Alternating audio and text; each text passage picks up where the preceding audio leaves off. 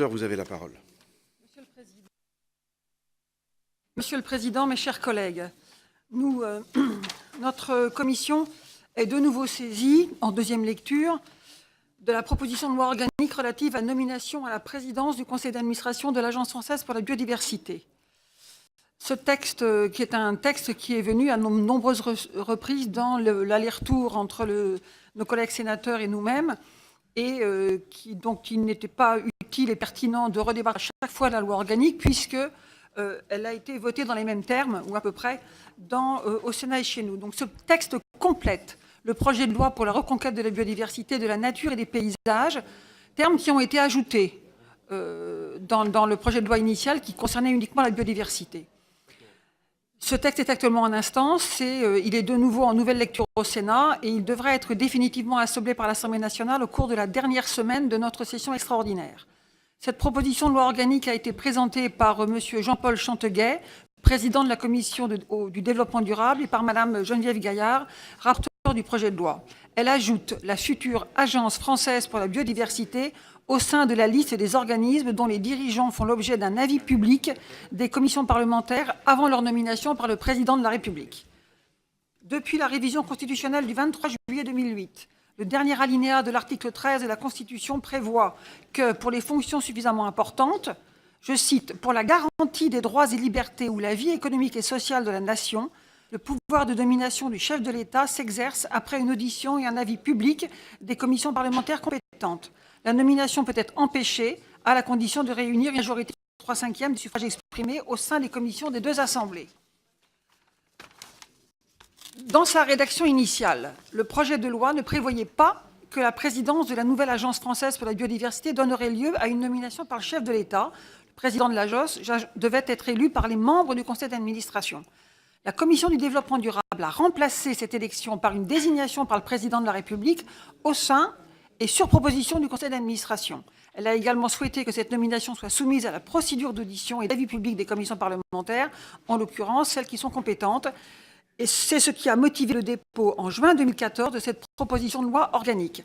Ce changement est important. C'est-à-dire que dans l'esprit du législateur et dans l'esprit du gouvernement, une agence qui était finalement une agence de rassemblement et de gestion de tout ce qui tourne autour de la biodiversité, voire de l'environnement,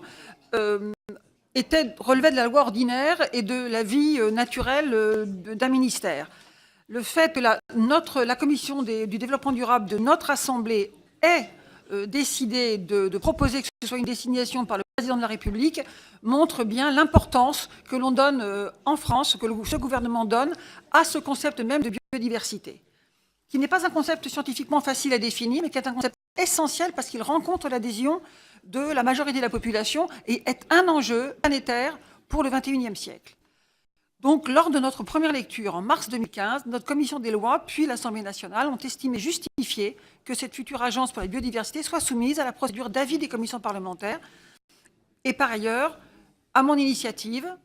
l'Assemblée nationale a modifié la proposition de loi organique telle que prévue initialement. Nous avons ainsi neutralisé le genre de la fonction de président du conseil d'administration par l'Agence française de la biodiversité en remplaçant le mot « président » par le mot « présidence ». En effet, il m'avait semblé, et je m'en étais expliqué déjà, que la première des biodiversités est l'altérité sexuelle, puisque c'est celle qui, au fond, a préludé au sein de l'évolution de la vie sur la Terre à l'explosion de la biodiversité terrestre et aquatique et maritime actuelle. L'apparition de la sexualité est quelque chose qui a permis de multiplier quasiment à l'infini les possibilités offertes par la vie dans toutes les directions, alors qu'avant, on était uniquement dans la scissiparité et des modifications génétiques ou des évolutions uniquement liées à des aléas hasardeux face à des environnements et plutôt face à des réalités de la réplication de l'ADN. L'apparition de la sexualité est un fait majeur sur la surface de la planète et c'est d'autant plus majeur pour l'espèce humaine que nous sommes, je le tiens à rappeler, puisque l'altérité sexuelle, comme une altérité qui donne les mêmes droits aux hommes et aux femmes, est assez récente dans l'histoire de l'humanité, à peine un siècle, et à peine un demi-siècle dans l'histoire de France, et parfois même moins de 40 ans pour beaucoup de droits. Donc, le fait, dans une loi organique, de substituer au mot président ou directeur ou gouverneur, qui sont des mots masculins, le mot présidence, le mot direction, le mot gouvernorat est quelque chose qui a un impact politique important, puisqu'il signe qu'effectivement, ce sont les fonctions qui sont occupées par des êtres humains et que ce ne sont pas des êtres humains qui occupent des fonctions. Ce ne sont pas des hasards, et je remercie les sénateurs d'avoir considéré dans le même esprit que notre proposition était pertinente. Ce dont nous avons à débattre aujourd'hui, donc nous avons donc étendu la neutralisation de la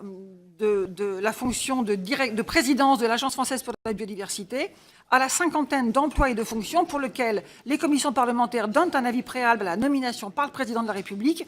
qui est énuméré donc dans le tableau qui est annexé à la loi organique du 23 juillet 2010.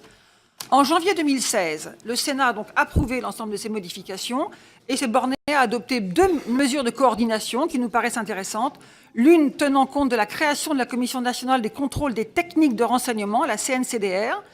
qui a entre-temps été ajoutée au tableau de la loi organique de 2010. L'autre supprimant la date d'entrée en vigueur de la proposition de loi organique, celle-ci ayant vocation à s'appliquer dès la création de l'Agence française pour la biodiversité. Pour conclure, je vous invite donc, dans le cadre de cette deuxième lecture, à adopter sans modification cette proposition de loi organique. En effet, à la différence du projet de loi sur la biodiversité sur lequel la CMP n'est pas parvenue à un accord, cette proposition fait l'objet d'un consensus entre nos 2 assemblées.